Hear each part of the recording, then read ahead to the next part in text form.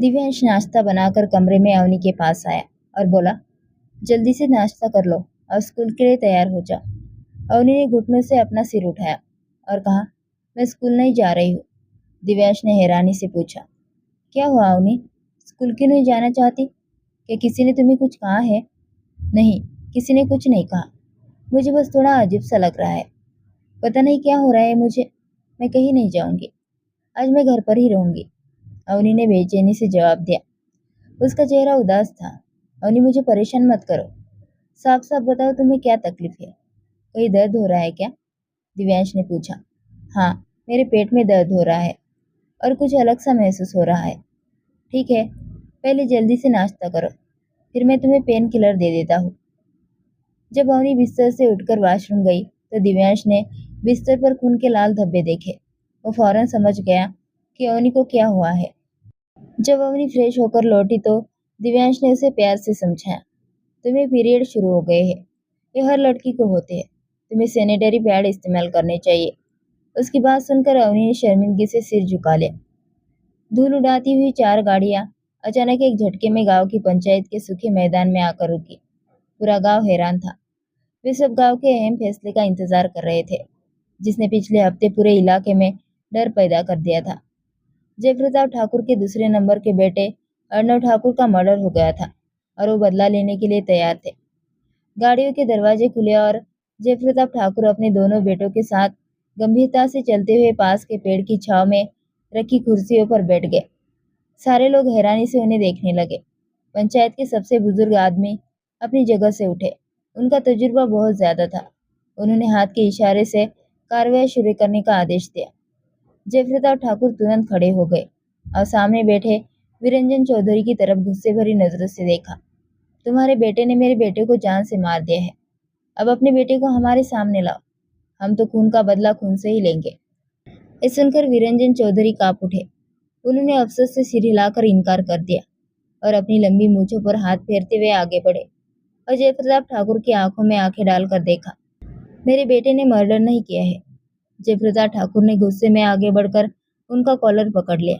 तभी दोनों तरफ के हथियारबंद गार्डों ने एक दूसरे पर बंदूकें तान दी।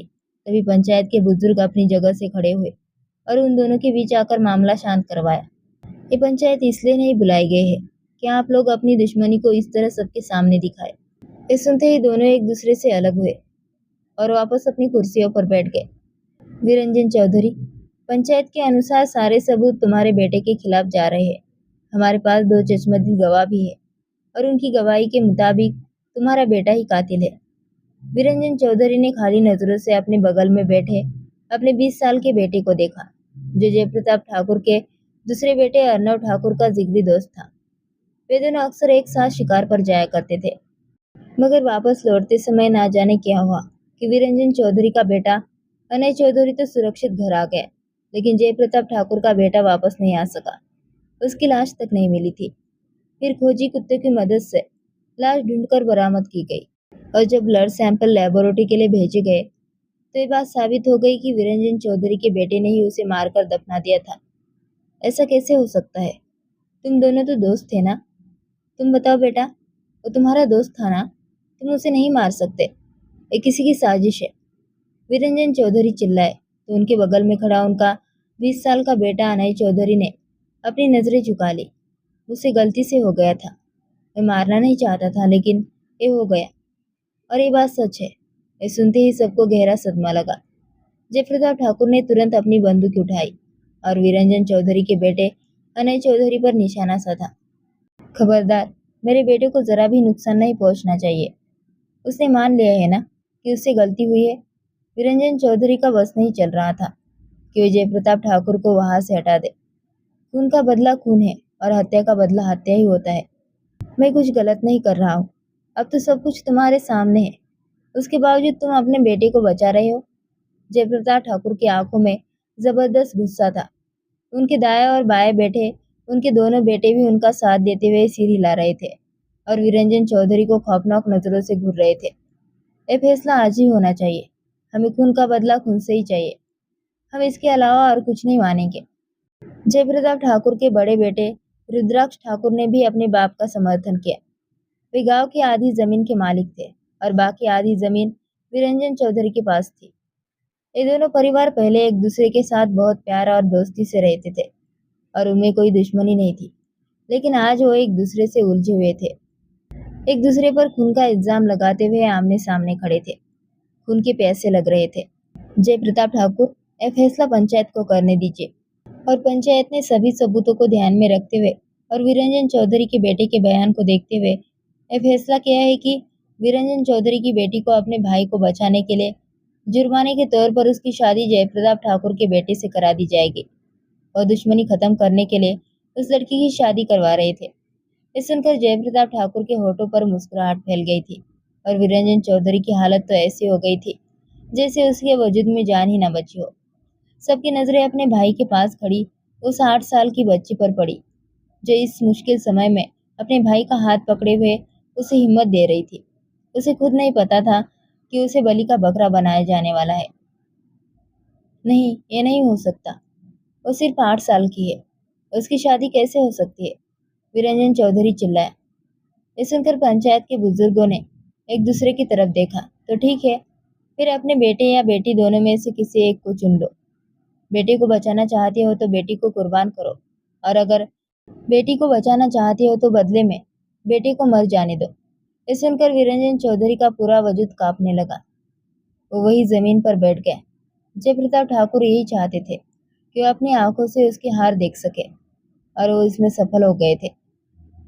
जयप्रताप ठाकुर के तीसरे बेटे दिव्यांश ठाकुर ने ये सब सुना। पापा, मुझे माफ कर दीजिए। भाई तो चला गया, वो वापस नहीं आ सकता, लेकिन ये सारा नाटक करने की क्या जरूरत है? उसने आगे बढ़कर जयप्रताप ठाकुर के कान में धीरे से कहा।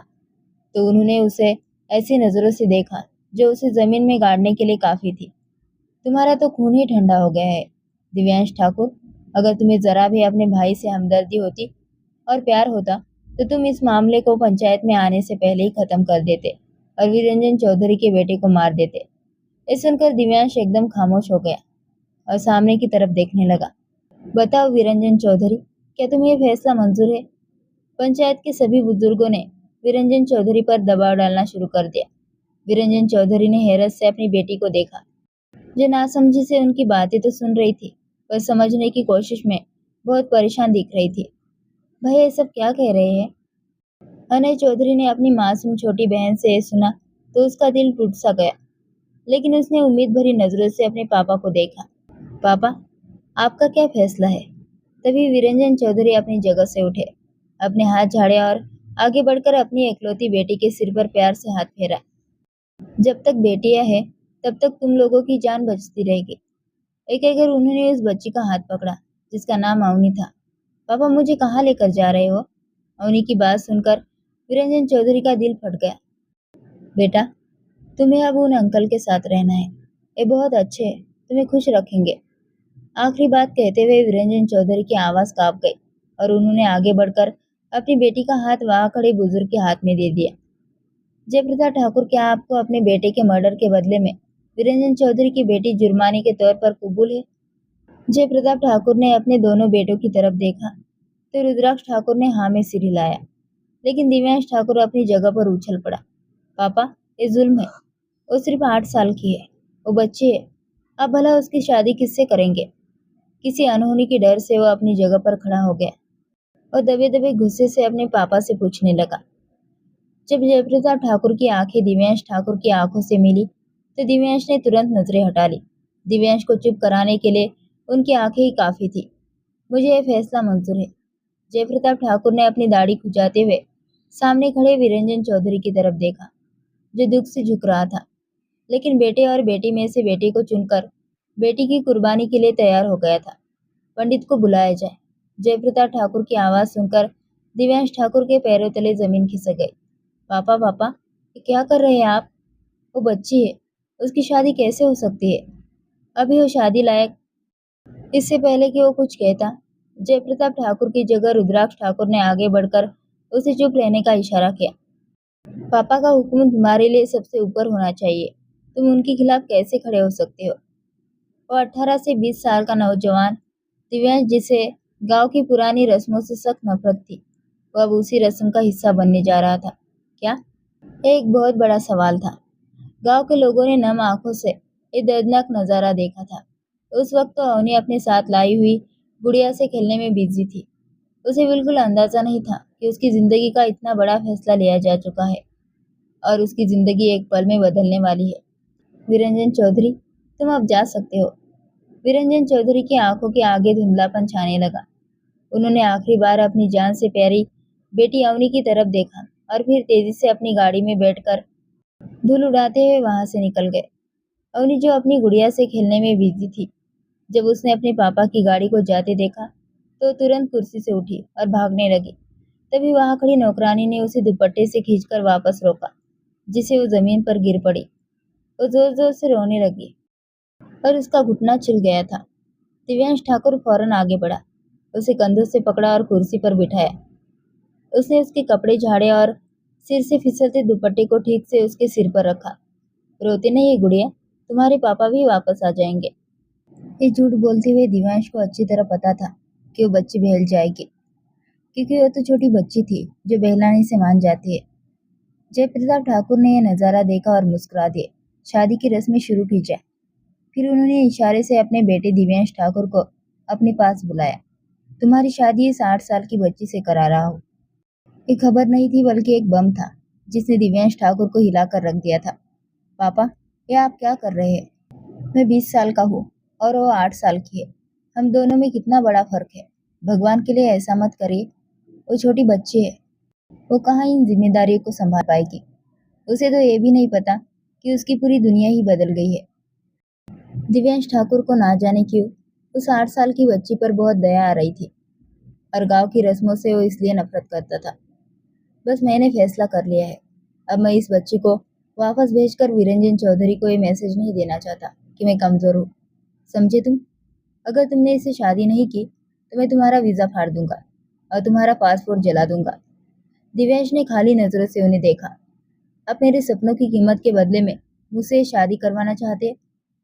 उसने बोला तो उसे लगा कि उसकी आवाज किसी गहरी खाई से आ रही है। बिल्कुल ठीक समझा तुमने। अब हमारी इज्जत तुम्हारे हाथों में है। इसे अपनी बीवी बना लो। लोगों की बातों की मुझे कोई परवाह नहीं है। मुझे तो बस अपने बेटे अर्नव का वो हंसता खेलता चेहरा याद है, जिसे उसके भाई ने मिट्टी में मिला दिया था।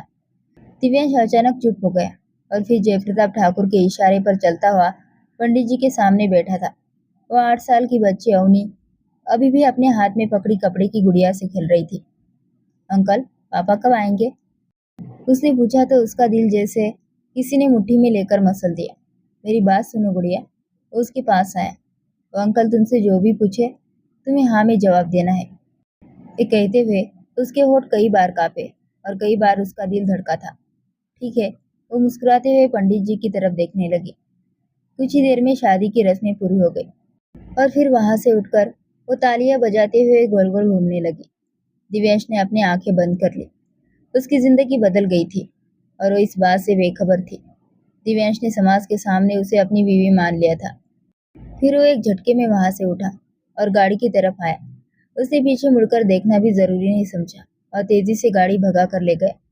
पीछे अवनी के साथ क्या होगा इसकी उसे कोई परवाह नहीं थी। उसके पापा ने तो उसे जीते जी मार दिया था। अपने से कई साल छोटी लड़की से शादी करके उसे लग रहा था कि वो दुनिया का सबसे बड़ा गुनहगार है। गाड़ी सड़कों पर बस दौड़ रही थी और उसका दिमाग जैसे खाली हो चुका था। दूसरी तरफ जयप्रताप ठाकुर धीरे धीरे चलकर अपनी गाड़ी में बैठे और हवेली के लिए निकल गए। उन्होंने अवनी को एक नौकरानी के हवाले किया था और उसे कहा था कि इसे हवेली तक पैदल लेकर आओ। ये गाड़ी में बैठने के काबिल नहीं है, उन्होंने नफरत से कहा था। ये सुनकर नौकरानी को उस बच्ची पर थोड़ी दया आ गई। फिर वो नौकरानी कड़ी धूप में उसका हाथ पकड़कर उसे घसीटते हुए पंचायत की जगह से कई किलोमीटर दूर हवेली तक ले आई। शाम के 6 बज रहे थे। वो घर के अंदर जा ही रही थी कि बड़ी ठकुराइन वसुधा की आवाज ने उसके पैर वही रोक दिए। हत्यारे की बहन को मैं घर के अंदर नहीं आने दूंगी। ये नौकर बनकर रहेगी। इसकी हैसियत किसी नौकरानी से कम नहीं होगी। ले जाओ इसे और काम सिखाओ। इसकी ट्रेनिंग शुरू करो। बड़ी ठकुराइन ने सख्त लहजे में आदेश दिया और अवनी पर जुल्म ढाने का हुक्म दे दिया। नौकरानी ने उसके हाथ से कपड़े की गुड़िया ली और दूर फेंक दी। उसने फर्श पर खूब सारा पानी फैलाया और उसके हाथ में झाड़ू पकड़ा दिया। मुझे फर्श धोना नहीं आता, मेरे साथ ऐसा क्यों हो रहा है? और वो अंकल कहाँ चले गए? उसने रोते हुए चारों ओर देखा और डर के मारे पीछे हटने लगी। नौकरानी ने उसे धक्का दिया। वो फिसल कर गिर पड़ी। उसके सिर पर चोट लग गई और वो वहीं बैठकर रोने लगी। तभी नौकरानी ने उसे झाड़ू से जमीन पर रगड़कर फर्श धोना सिखाया। वो छोटी बच्ची दोपहर 3 बजे से शाम 5 बजे तक यही करती रही। उसके सारे कपड़े भीग गए थे। ठंड के मौसम की सर शाम से उसका पूरा वजूद कांप रहा था। तभी हवेली के सामने एक गाड़ी रुकी और गाड़ी से बाहर निकलते दिव्यांश ने एक दर्दनाक नजारा देखा। वो बुरी तरह भीगी हुई एक तरफ खड़ी थर-थर कांप रही थी। क्या हुआ तुम्हें? वो दौड़कर उसके पास आया। उसकी आंखों में बड़े-बड़े आंसू देखकर वो बहुत गुस्सा हो गया। उसे तुरंत उसका हाथ पकड़ा और उसे खींचते हुए अंदर ले गया। ये क्या हाल बना दिया आपने इस बच्ची का? बड़ी ठकुराइन ने मुस्कुराकर उसे देखा। बच्ची नहीं, तुम्हारी बीवी है और अब उसकी यही सजा होगी। इसे हवेली के काम करने के लिए लाया गया है। दिव्यांश ने दुख से अपना सिर हिलाया। मुझे शर्म आती है कि मैं इस परिवार में पैदा हुआ हूँ, जहाँ सब लोग जालिम बने घूमते हैं। 8 साल की बच्ची के साथ ऐसा सलूक कौन करता है? वो चिल्लाया। उसकी आवाज दर्द की वजह से बैठ गई थी। खबरदार, ये इसी बर्ताव के लायक है। इसके परिवार ने मेरे बेटे को मार दिया और मैं कुछ ना कहूँ? मैं इतनी नरम दिल नहीं हो सकती। बड़ी ठकुराइन ने जब दिव्यांश को डांटा तो उसने एक नजर उन्हें देखा और फिर अवनी का हाथ पकड़कर उसे अपने कमरे में ले आया। उसने तुरंत नौकरानी को बुलाया और उसे वॉशरूम में भेजकर नहाने का आदेश दिया। उसने ड्राइवर से कहकर जल्दी से उसके साइज के कपड़े मंगवाए थे। वो नहाकर बाहर निकली तो उसने अपने वजूद के चारों ओर टॉवेल लपेटा हुआ था। वो मासूम सी गुड़िया उस समय दिव्यांश का पूरा ध्यान खींच रही थी। इधर आओ गुड़िया, ये कपड़े पहन लो। एक कहकर वो बाहर निकल गया। जब वो वापस आया तो अवनी कपड़े पहनकर गीले बालों के साथ उसे देख रही थी। इधर आओ, मैं तुम्हारे बाल बना देता हूँ। उसने टॉवल से उसके बाल सुखाए और फिर उसके बालों में कंघी करने लगा। एक बार तो वो रो पड़ी। बाल खींचने की वजह से उसकी आंखों में आंसू आ गए थे। तुम्हें ठंड लग रही है? दिव्यांश ने उसे ध्यान से देखते हुए पूछा तो उसने हाँ में सिर हिलाया। और भूख भी। अगला वाक्य सुनकर दिव्यांश हैरान रह गया। उसे अंदाजा भी नहीं था कि हवेली वालों ने उसे भूखा रखा होगा। एक मिनट तुम यहीं रुको, मैं तुम्हारे लिए खाना लेकर आता हूँ। दिव्यांश ने अपने आंसू छुपाते हुए कमरे से बाहर कदम रखा और फिर नौकरानी से खाने के बारे में पूछा। सर, वो खाना तो खत्म हो गया, अब रात के लिए बनेगा। उसमें अभी देर है, नौकरानी ने जवाब दिया। मैं कुछ नहीं जानता। मुझे अभी के अभी फ्रेंच फ्राइज, सैंडविच और जो चीजें बच्चे पसंद करते हैं वो बनाकर आधे घंटे में कमरे में चाहिए। ऑर्डर देकर वो वापस कमरे में आया। अवनी कंबल ओढ़े गीले बालों के साथ बिस्तर पर लेटती ही सो चुकी थी। उसने आगे बढ़कर उसे एक नजर देखा। उसकी मासूमियत ने उसके दिल पर गहरा असर किया। इसके बाद अगले 2 दिनों तक वो उसे गाड़ी में बिठाकर कहीं बाहर ले जाता रहा। जयप्रताप ठाकुर और बड़ी ठकुराइन ने सख्त विरोध किया, लेकिन उसने किसी की एक बात नहीं सुनी। उसने बस इतना कहा था, जब शादी मुझसे बिना पूछे मेरी मर्जी के खिलाफ की गई है तो अब मैं जो चाहूँ, किसी को कोई एतराज नहीं होना चाहिए। उसके इस जवाब ने सबको चुप करा दिया था। और फिर वो वक्त भी आया जब उसने अपने बैग के साथ एक छोटा बैग तैयार किया। उसमें उसने अपने खरीदे गए सारे कपड़े डाले और उसे लेकर एयरपोर्ट पहुंच गया। वो उसे अपने साथ आगे की पढ़ाई के लिए विदेश ले जा रहा था, क्योंकि उसने समझ लिया था कि यहाँ उसकी बीवी की ना तो इज्जत सुरक्षित है और ना ही वो खुद। हवेली वालों के जुल्म देखकर उसने ये फैसला कर लिया था कि वो उसे अपने साथ विदेश में रखेगा और उसका ख्याल रखेगा। पता नहीं अवनी की आंखों में ऐसी क्या मासूमियत थी कि वो उस पर अपना दिल हार बैठा था। उसने फैसला कर लिया था कि भले ही वे आगे साथ रहे या ना रहे, लेकिन जब तक वो उसकी बीवी है उसका ख्याल रखना उसका फर्ज था। फ्लाइट जब उड़ने लगी तो उसके सीने से चिपक गई। मुझे बहुत डर लग रहा है, मुझे छुपा लो प्लीज। वो रो पड़ी। दिव्यांश ने उसका सिर सहलाया और उसे जूस दिया। इसे पी लो, सब ठीक हो जाएगा। हम नए घर जा रहे हैं, नया देश, समझती हो ना? वो प्यार से उसे बहलाने लगा। और फिर लंबी उड़ान के बाद वे आखिरकार लंदन पहुंच गए थे। लंदन की सर्द शामें उसके खून को जमा देने के लिए काफी थी। दिव्यांश अवनी को लेकर अपने पापा के दोस्त के फ्लैट में आया, जो उन्होंने दिव्यांश को पढ़ाई के लिए कुछ सालों तक इस्तेमाल करने को दे दिया था। वहाँ जरूरत की हर चीज मौजूद थी। वाह, ये कितना अच्छा है है ना? यहाँ कितनी ज़्यादा ठंड है, इतने सारे स्वेटर पहनने पड़ते हैं। हीटर ऑन करते ही उसे गर्मी महसूस होने लगी, तो एक एक स्वेटर उतारते हुए उसने दिव्यांश की तरफ देखकर पूछा, मेरे पापा कब आएंगे? वो सवाल जिससे दिव्यांश कई दिनों से बच रहा था, आखिरकार उसने पूछ ही लिया था। तुम्हारे पापा? वो रुका। मेरी उनसे बात हुई है, उन्होंने कहा है कि उन्हें ज़रूरी काम है, फिर वो तुम्हें आकर ले जाएंगे। तब तक मैं तुम्हारा ध्यान रखूं? तुम्हें कोई प्रॉब्लम तो नहीं है? अपने दिल पर पत्थर रखकर उसने चेहरे पर मुस्कुराहट लाते हुए अवनी को यकीन दिलाया। ठीक है। वो बस इतना कहकर खिलौनों से खेलने में बिजी हो गई। वैसे तुम स्कूल जाती थी? अवनी ने हाँ में सिर हिलाया। हाँ, शहर के स्कूल में मैं जाती थी। पापा ने मेरा वहाँ एडमिशन करवाया था। मेरे एग्जाम्स भी होने वाले थे। वो अपनी बड़ी बड़ी आंखें झपकाते हुए मासूमियत से उसे बताने लगी, कोई बात नहीं, मैं यहाँ तुम्हें नए स्कूल में एडमिशन दिला दूंगा। ठीक है? ठीक है। चलो अब आराम करो, रात काफ़ी हो चुकी है। सुबह तुम्हारे नए स्कूल की खोज भी करनी है। प्यार से उसका चेहरा थपथपाते हुए उसने कहा। तो वही बिस्तर पर लेट गई, और जब वो सोफे पर सोने जाने लगा तो उसने उसे पुकारा, मुझे यहाँ बहुत डर लग रहा है, आप प्लीज़ लाइट जला दीजिए। और आप वहाँ मत सोइए, यही सो जाइए। पापा हमेशा मेरे साथ सोते थे, मुझे अपने कंधे पर सुलाते थे। और मम्मा, मैं मम्मा से तो अलग रह ही नहीं सकती थी। पता नहीं ये लोग अब तक क्यों नहीं आए। उसकी आंखों से टप टप आंसू गिरने लगे। दिव्यांश का दिल एकदम से पसीज उठा। वह आगे बढ़ा और उसके आंसू पोंछे। आपको पता है, मेरी मम्मा मुझे लोरी भी सुनाती थी।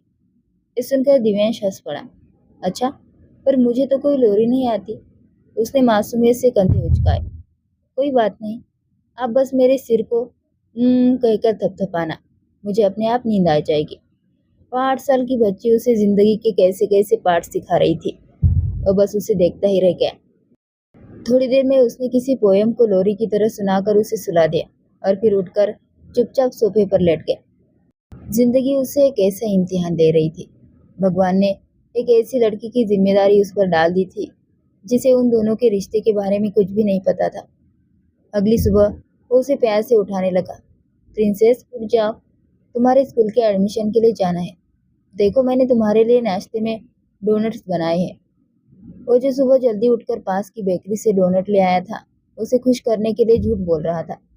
वो एकदम से आंखें खोलकर उठ खड़ी हुई। डोनट्स मुझे बहुत पसंद है, मम्मी कभी कभी बनाया करती थी। उसकी हर बात में अपने माँ बाप का जिक्र होता था। ठीक है मेरी प्रिंसेस, अब जल्दी से तैयार हो जाओ, मैं बाहर तुम्हारा इंतजार कर रहा हूँ। वो कहकर धीरे से कमरे से बाहर निकल गया। थोड़ी देर बाद वो स्कूल बैग लटका कर बाहर निकली। वो किसी रुई की गुड़िया जैसी लग रही थी। उसके गाल एकदम लाल अनार जैसे हो रहे थे। बहुत ठंड है, वो अपने हाथों को रगड़ कर कहने लगी, तो दिव्यांश हंस पड़ा। वो उसे लेकर पैदल ही पास के स्कूल की तरफ निकल गया। उसने सारी जानकारी पहले ही ले ली थी। वो उसे पढ़ाना चाहता था।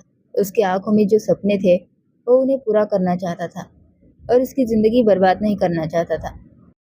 इसलिए जब वो उसे लेकर स्कूल पहुंचा तो उसका एडमिशन हो गया। और जब दिव्यांश उसे छोड़कर जाने लगा तो अजनबी गोरे और काले लोगों के बीच वो बहुत ज़्यादा रो पड़ी। आप मत जाइए प्लीज़। उसके बाजू पर अपना सिर रखे रोते हुए उसे रुकने की रिक्वेस्ट कर रही थी। मैं जल्दी आ जाऊंगा, ठीक है, बस 2 घंटे की तो बात है। जैसे तैसे समझाकर वो क्लास से बाहर निकला तो गेट के पास खड़ी होकर उसे काफ़ी देर तक देखती रही। दिव्यांश को एकदम से अजीब सा महसूस हुआ। घर आते ही वो अपने कॉलेज के लिए निकल गया और फिर कॉलेज से आधे घंटे का ब्रेक लेकर वो उसे फ्लैट पर छोड़ आया। देखो, कोई भी आए दरवाज़ा नहीं खोलना, दरवाज़ा अच्छे से बंद कर लेना, किसी को जवाब भी मत देना। खाना मैंने फ्रीज़र में बना कर रखा हुआ है, ओवन में गर्म कर लेना। मैंने तुम्हें कल रात को सिखाया था ना कि ओवन कैसे चलाते हैं। उसने हाँ में सिर हिलाया, जिससे उसे तसल्ली मिली। कॉलेज में भी सारा दिन उसे अवनी का ही ख्याल आता रहा। घर आते ही उसने उसे आवाज़ें दी। वो किचन में नजर आई। रोटियां बनाने की कोशिश में उसने पूरे किचन में गंदगी फैला दी थी। मैंने तुम्हें मना किया था ना ये सब नहीं करना, तुम जल भी सकती थी। ये देखो क्या हाल कर दिया रसोई का। वो अपना सिर पकड़ कर रह गया। इस पर वो झट से कमरे में गई और बिस्तर पर बैठकर रोने लगी। अब रोने से क्या होगा, मेरी बात मानती नहीं हो और जब डांटता हूँ तो रोने बैठ जाती हो। वो गुस्से में कहते हुए गहरी सांस भरकर रसोई साफ करने लगा, तो अवनी भी उसकी मदद करने लगी। ऐसे उल्टे सीधे काम मत किया करो, नहीं तो फिर से डांट पड़ेगी।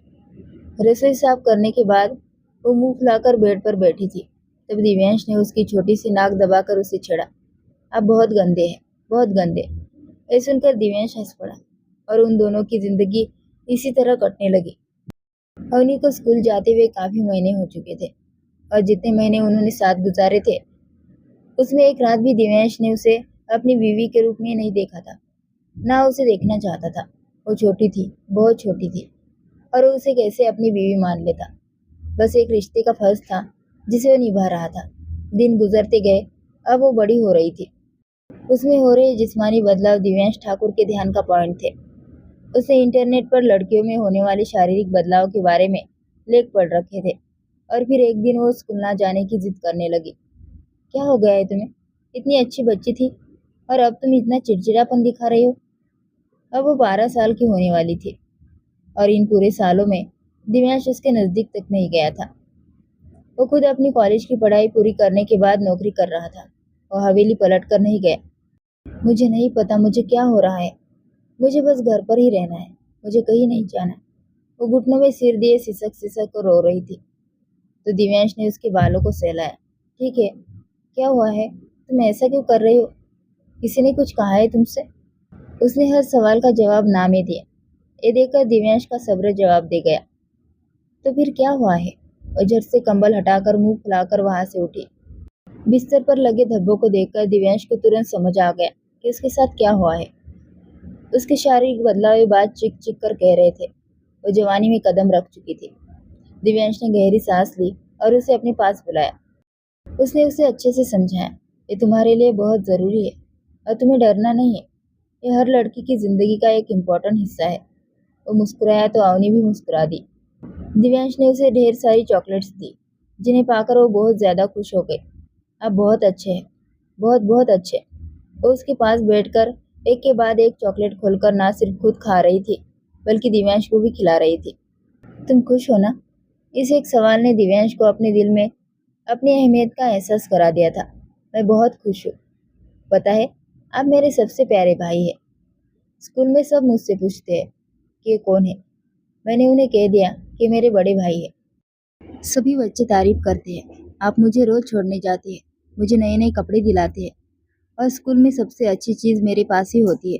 तो मैं उन्हें बताती हूँ कि ये सब मेरे भाई की वजह से है। आप अब मेरे भाई है ना? पर पता नहीं पापा ने मुझे खुद से दूर क्यों कर दिया। वो मासूमियत से अपनी बातें कह रही थी तो दिव्यांश एकदम से चुप हो गया। उन दोनों के बीच 3 साल से गहरी दोस्ती थी।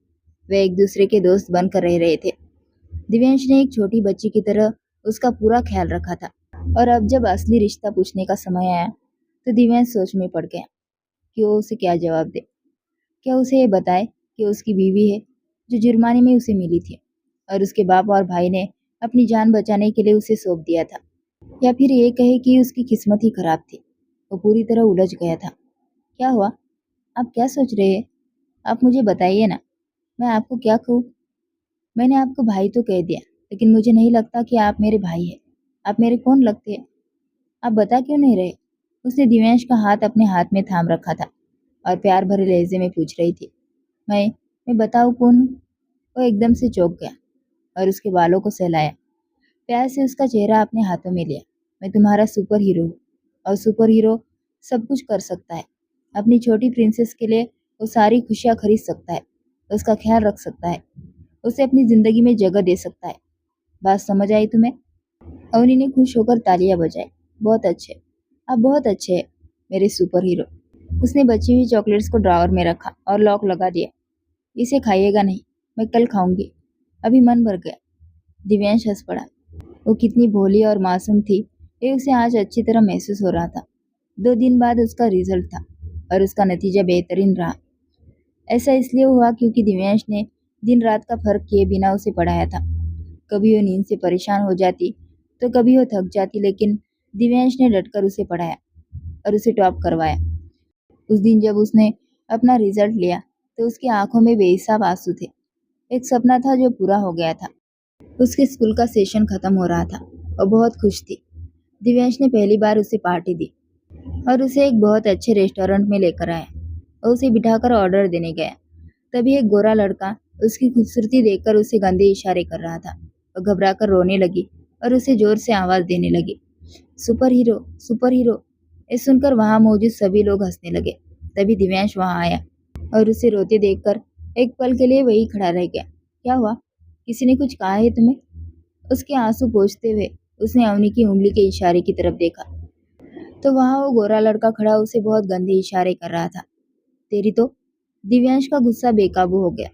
हवेली वालों का खून जोश मारने लगा और उसने आगे बढ़कर उस गोरे लड़के को बुरी तरह पीट दिया। वहां मौजूद लोगों ने बीच बचाव किया और अवनी ने तो रो रो कर अपना बुरा हाल कर लिया था। दिव्यांश की चोटों को देखकर वो बहुत डर गई थी। वो 15वें साल में कदम रख चुकी थी और उसने आज से पहले दिव्यांश को इतना गुस्से में कभी नहीं देखा था। वो खाना खाए बिना ही घर वापस आ गया। दिव्यांश के होठों और सिर से निकल रहा खून उसे बेचैन कर रहा था। वो फौरन फर्स्ट एड किट लेकर उसके सामने बैठ गई। वो उसके जख्म को साफ कर रही थी। बस रोना बंद करो यार, मैं मर थोड़ी गया हूँ। दिव्यांश, जिसे उसे रोते देखकर तकलीफ हो रही थी, तो उसने कहा। ये सुनकर उसने जल्दी से उसके होठों पर हाथ रख दिया। सुपर हीरो, तुम तो ऐसे मत बोलो ना। तुम ऐसे कहोगे तो मैं मर जाऊंगी। दिव्यांश ने ठिठक कर उसे देखा और मुस्कुराया। और तुम क्यों मरोगी?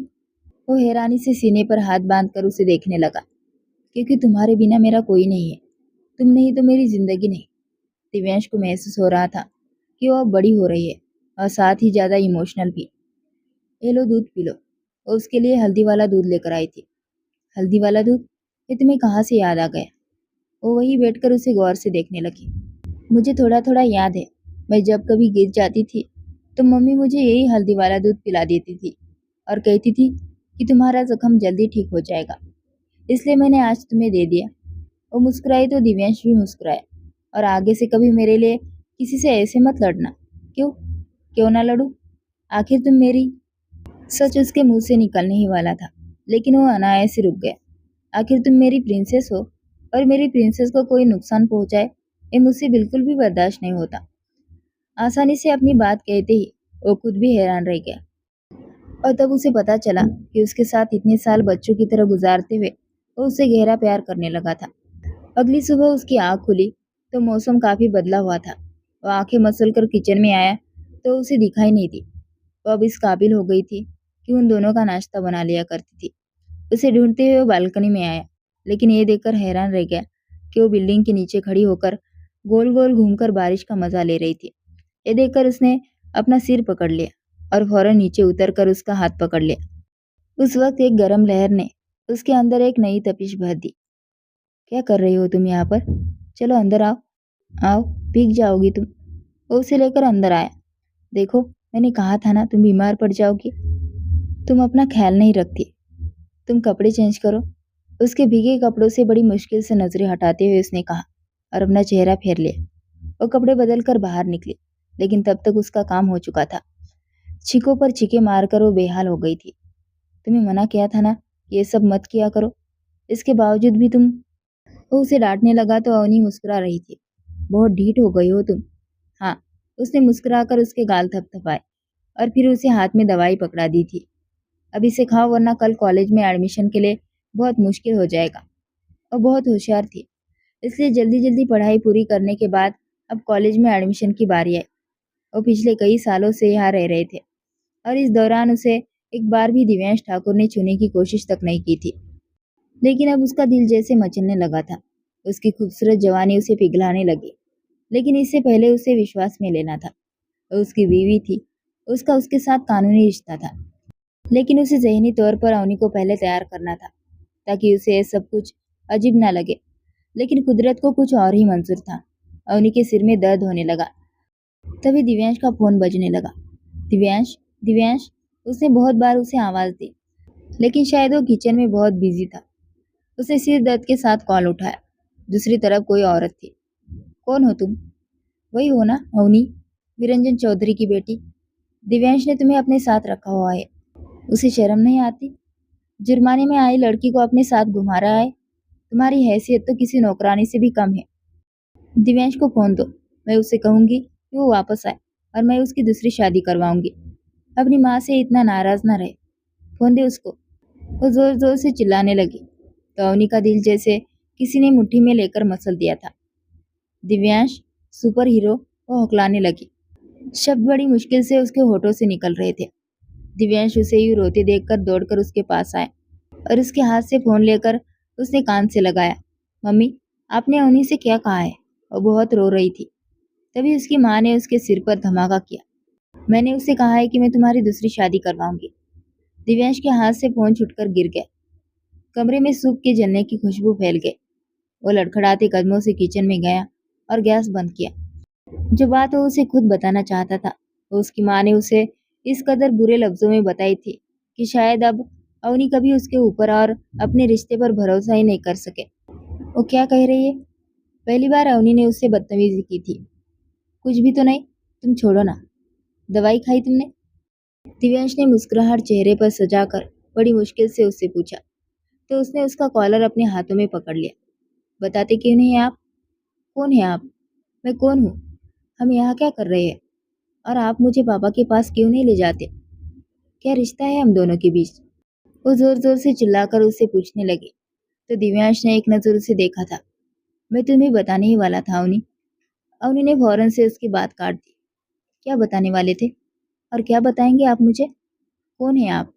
मैंने कई बार अपने और आपके रिश्ते के बारे में पूछा, लेकिन कभी आपने सुपर हीरो तो कभी बिग हीरो कहकर मुझे कभी इस बात का जवाब नहीं दिया। आप बताते क्यों नहीं है? आप कौन है मेरे? वो जोर जोर से चिल्लाते हुए उंगली उठाकर उससे सवाल करने लगे। दिव्यांश की बर्दाश्त की हद जवाब दे गई थी। उसने ड्रेसिंग टेबल पर हाथ मारकर सामान नीचे गिराया। कमरा शोर से गूंज उठा। उन्हें एकदम से चुप होकर उसकी आंखों में तैरती लाली को देखकर पीछे की तरफ हट गई और उसके करीब आया तो डर के मारे दीवार से जा लगी। कौन हूँ मैं? तुम्हें नहीं पता मैं कौन हूँ? मैं तुम्हारा पति हूँ, समझी तुम? क्या? अवनी की आंखें हैरत से फैल गई। ये बिल्कुल सच है। तुम 8 साल की थी जब तुम्हारे भाई ने मर्डर किया था मेरे भाई का। उसके बदले में जुर्माने के तौर पर तुम्हें दिया गया था ताकि तुम्हारे बाप और भाई का खून ना हो सके।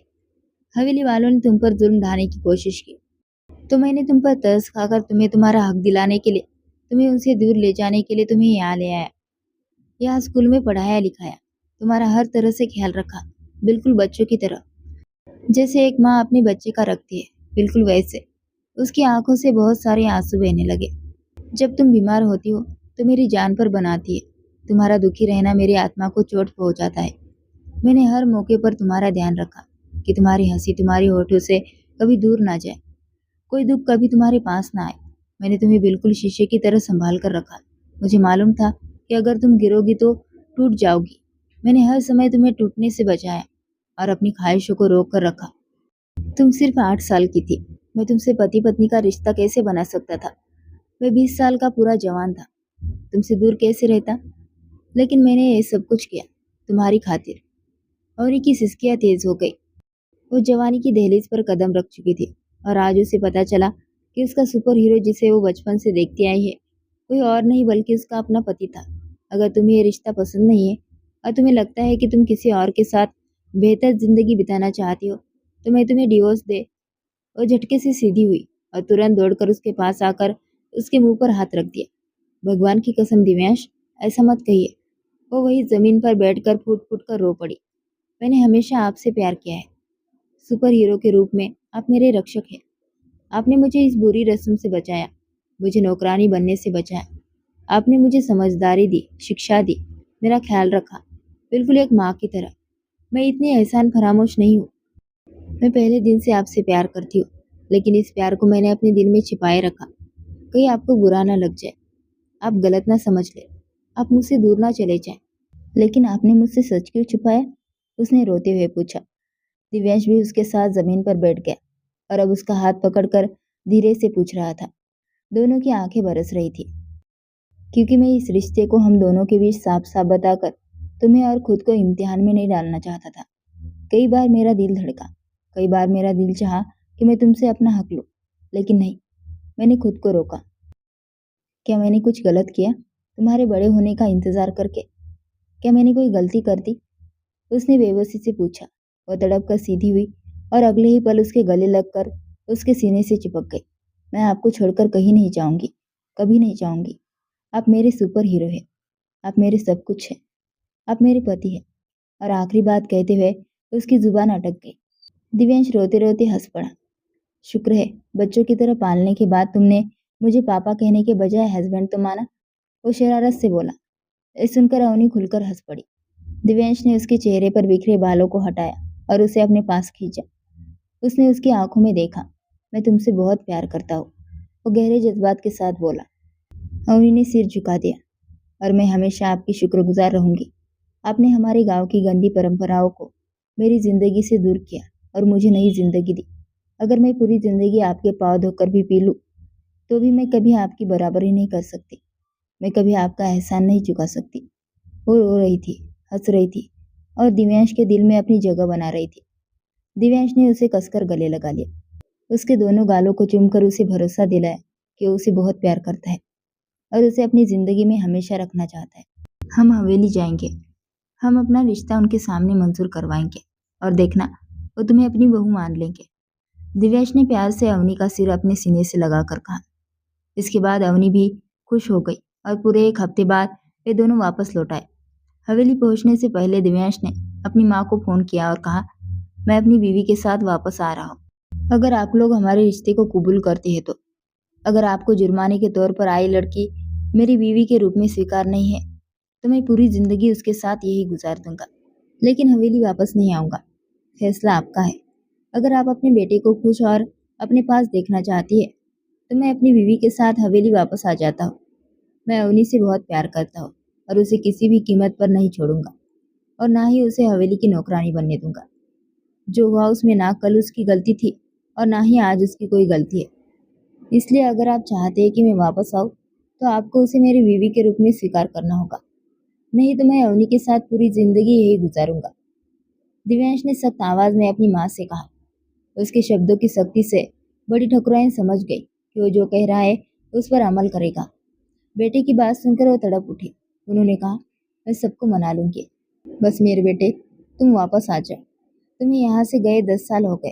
तुम्हारा चेहरा देखने को मेरी बूढ़ी आंखें बेचैन हो गई है। अब हमारे पास लौटा। अब और ज्यादा मैं तुमसे दूर नहीं रह सकती। पता नहीं कितनी जिंदगी बची है। मैं तुम्हें आखिरी बार देखना चाहती हूँ। तुम्हें कोई कुछ नहीं कहेगा। हम उस लड़की को बहू के रूप में स्वीकार कर लेंगे। बस तुम वापस आ जाओ। उनके वादा करने के बाद वो खुशी खुशी अवनी को लेकर वापस आ गया। दिव्यांश और अवनी के वापस आने की खबर सुनकर विरंजन चौधरी भी बेचैनी से अपनी बेटी को देखने के लिए जयप्रताप ठाकुर से माफी मांगकर उनके घर पर मौजूद थे। जब वे दोनों अंदर आए तो उन पर फूलों की बारिश की गई। मैं आपका बहुत एहसानमंद हूँ। पूरी जिंदगी आपका एहसान मानूंगा कि आपने मेरी बेटी को नई जिंदगी दी। विरंजन चौधरी ने रोते हुए अपने दोनों हाथ जोड़कर अपनी बेटी की तरफ देखा। मुझे माफ कर दो बेटी, मैं स्वार्थी हो गया था, उन्होंने शर्मिंदगी से कहा। अवनी ने एक बार अपने पति की तरफ देखा और उसकी आंखों का इशारा समझकर अपने पापा और रिश्तेदारों के गले लग गई। हवेली में खुशी की लहर दौड़ गई थी। बड़ी ठाकुराइन और जयप्रताप ठाकुर ने भी उन दोनों को माफ कर दिया था, और क्यों ना करते, उन्होंने इस रिश्ते को आखिरी हद तक निभाया था। हवेली में खुशी के गाने बज रहे थे और अब उन दोनों की पूरी सहमति से दोबारा शादी करा दी गई। वो लाल कढ़ाई वाले जोड़े में बहुत प्यारी लग रही थी। दिव्यांश कमरे में आया तो बेड पर बैठी अवनी ने अपने दोनों हाथों से चेहरा छिपा लिया। दिव्यांश उसके पास बैठा और प्यार से उसके चेहरे से दोनों हाथ हटाए। अवनी की पलकें झुकी हुई थी। उसका चेहरा शर्म से लाल हो रहा था। लाल जोड़े में वो बहुत खूबसूरत लग रही थी। दिव्यांश तो उसकी खूबसूरती को देखता ही रह गया। बहुत इंतजार करवाया तुमने, उसने अवनी के दोनों हाथ थाम कर प्यार से कहा। तो अवनी ने धीरे से पलके उठाकर उसे देखा, पर चुप रही। कुछ कहोगी नहीं? दिव्यांश ने उसकी खामोशी से तंग आकर पूछा। उसके चेहरे पर खामोशी और मुस्कान थी। क्या कहूँ? अवनी ने धीरे से पूछा। एक कि तुम खुश हो ना? तुम्हें मेरी उम्र में बड़ा होने से कोई प्रॉब्लम तो नहीं? अवनी, मैं तुमसे पूरे 11 साल बड़ा हूँ। अगर तुम्हें मेरा साथ मंजूर नहीं है तो अभी बता दो। दिव्यांश ने दिल में दबे डर को जुबान दी और धड़कते दिल से अवनी की तरफ देखने लगा। उसे ये बात परेशान कर रही थी कि कहीं वो उम्र के फासले पर एतराज ना करे। सुपर हीरो, आप गलत सोच रहे हैं। मुझे किसी चीज से कोई दिक्कत नहीं है। आपने मेरा इतना ख्याल रखा, मुझे पाला। प्रॉब्लम तो आपको होनी चाहिए। इतने साल आपकी बीवी आपके साथ थी और बच्चों की तरह आपसे सेवा करवा रही थी। जबकि पत्नियां तो खुद पतियों की सेवा करती है। अवनी शर्मिंदा होकर बोली। दिव्यांश उसके जवाब पर हैरान हुआ। ओ, तुम्हें पता है पत्नियां पतियों की सेवा करती है? वो हैरत से पूछने लगा। दिव्यांश, मुझे सब कुछ पता है। अब मैं 8 साल की छोटी बच्ची नहीं हूँ जिसे कुछ पता नहीं होगा। अब मैं फर्स्ट ईयर की स्टूडेंट हूँ। अवनी ने कहा। ओहो, तो क्या क्या पता है तुम्हें? उसका चेहरा ऊपर उठाकर दिव्यांश ने मजे लेते हुए पूछा। उसके शरारती अंदाज पर उसने शर्मा कर नजरें झुका ली। दिव्यांश ने जब से मखमली डिब्बी निकालकर उसे खोला जिसमें सोने के कंगन थे।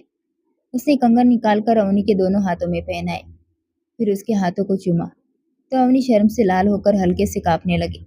लेकिन अगले ही पल दिव्यांश की खुली बाहें देखकर उसके सीने से लग गई। आई लव यू दिव्यांश, उसने उसके कान में फुसफुसाते हुए प्यार से कहा। वो खुशी से उसका माथा चूमकर उसके सीने पर सिर रख चुकी थी। जिंदगी इतनी खूबसूरत भी हो सकती है, उसने कभी नहीं सोचा था। लेकिन हाँ, दिव्यांश जैसा पति हो तो फिर जिंदगी यही स्वर्ग बन जाती है, जैसे अवनी की बन गई थी। दिव्यांश ने बहुत प्यार से उसे अपने साथ रहने का भरोसा दिलाया और कहा वो हर पल उसका ख्याल रखेगा और उसे कभी कोई तकलीफ नहीं होने देगा। अगर वो ये सब नहीं भी कहता तो भी इस वक्त उसे उस पर पूरा विश्वास था। वो जानती थी कि दिव्यांश से बढ़कर उसका ख्याल रखने वाला, उसे प्यार करने वाला कोई हो ही नहीं सकता। अगले दिन दोनों का रिसेप्शन था, जिसका इंतजाम बहुत शानदार तरीके से किया गया था। सारे गांव वाले हैरान थे, पंचायत वाले हैरान थे। पहली बार किसी जुर्माने के तौर पर आई लड़की की शादी हुई थी और उसका रिसेप्शन इतनी धूमधाम तरीके से मनाया जा रहा था। सब गांव वालों ने अवनी की किस्मत की तारीफ की थी। अवनी को दिव्यांश जैसा प्यार और सम्मान देने वाला पति मिला, जिसने बदले में आई लड़की को पढ़ा लिखा कर इस लायक बनाया और पूरे गांव में उसकी इज्जत करवाई। आज उन्हीं दोनों का रिसेप्शन था। इन सब से बेखबर अवनी और दिव्यांश स्टेज पर बैठे एक दूसरे को देखकर मुस्कुरा रहे थे। अवनी ने सुनहरे रंग का लहंगा पहना था, साथ में भारी गहने और खूबसूरत मेकअप किया था। दिव्यांश को वो किसी आसमान से उतरी हुई परी जैसी लग रही थी। दिव्यांश सब कुछ भूलकर बार बार बस उसे ही देखे जा रहा था। उसे अब भी यकीन नहीं हो रहा था कि जिस बच्ची की वो चोटी बनाता था, नाश्ता खिलाता था और स्कूल छोड़ने जाता था, आज वो उसकी बीवी बन चुकी है। उसने जब प्यार से अवनी की तरफ देखा तो अवनी ने उसे टोकते हुए कहा, आप सामने भी देख लीजिए, सब लोग आपको ही देख रहे हैं। देखने दो, मुझे कोई फर्क नहीं पड़ता। मुझे तो बस अपनी खूबसूरत बीवी को देखना है। मेरा मन कर रहा है कि मैं तुम्हें कसकर गले लगा लूं। दिव्यांश जज्बाती होकर बोला। अवनी की आंखें हैरत से फैल गई। खबरदार, जो ऐसा किया। वो तुरंत घबरा कर बोले, अब तुम मेरी बीवी हो। मैं तुम्हें पास से देखना और महसूस करना चाहता हूँ। पता नहीं हम कमरे में कब जाएंगे।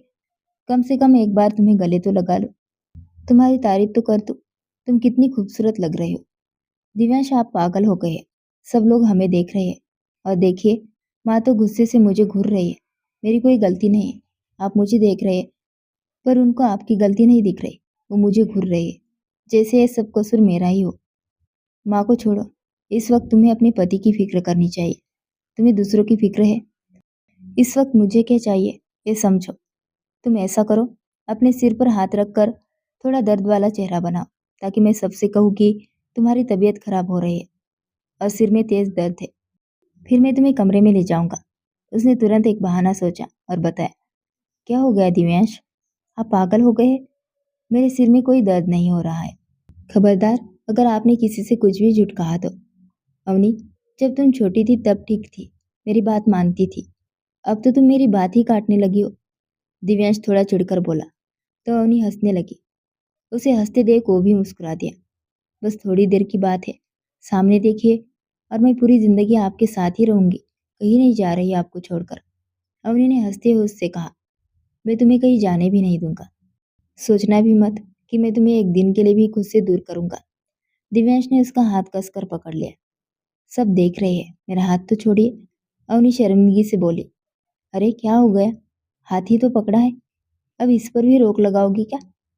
वो हाथ छुड़ाने की कोशिश कर रही थी, लेकिन दिव्यांश ने उसके हाथ को मजबूती से पकड़े रखा। सामने बैठी बड़ी ठकुराइन अपने बेटे का ये प्यार देखकर खुद को कंट्रोल कर रही थी। मजबूरी में उन्होंने अवनी को स्वीकार तो कर लिया था, लेकिन बेटी का ये पागलपन देखकर उन्हें थोड़ी जलन भी हो रही थी। पर उन्हें एक बात समझ आ गई थी कि उन्हें अवनी के साथ अच्छा बर्ताव करना है। अगर उन्होंने अवनी के साथ जरा भी बुरा बर्ताव किया तो उनका बेटा उसे लेकर तुरंत यहाँ से चला जाएगा। इसलिए उन्होंने अवनी को बहू के रूप में स्वीकार कर लिया। आखिरकार वो उनके होने वाले पोते पोतियों की माँ थी, इसलिए उन्होंने एक कड़वी बात स्वीकार कर ली। जैसे तैसे रिसेप्शन खत्म हुआ। दिव्यांश उसका हाथ पकड़कर अंदर की तरफ बढ़ गया। वो भी शर्माती हुई दिव्यांश के पीछे खींची चली गई। दिव्यांश का ये दीवानापन देखकर उसे खुद पर नाज हो रहा था कि भगवान ने उसे इतना प्यार करने वाला पति दिया, जिसके साथ उसकी जिंदगी खूबसूरत हो गई थी। दोस्तों, उम्मीद है कि प्यारी सी लव स्टोरी आपके चेहरे पर एक मुस्कुराहट लेकर आई होगी। अगर आपको ये वीडियो पसंद आई तो इसे अपने दोस्तों के साथ शेयर जरूर करें।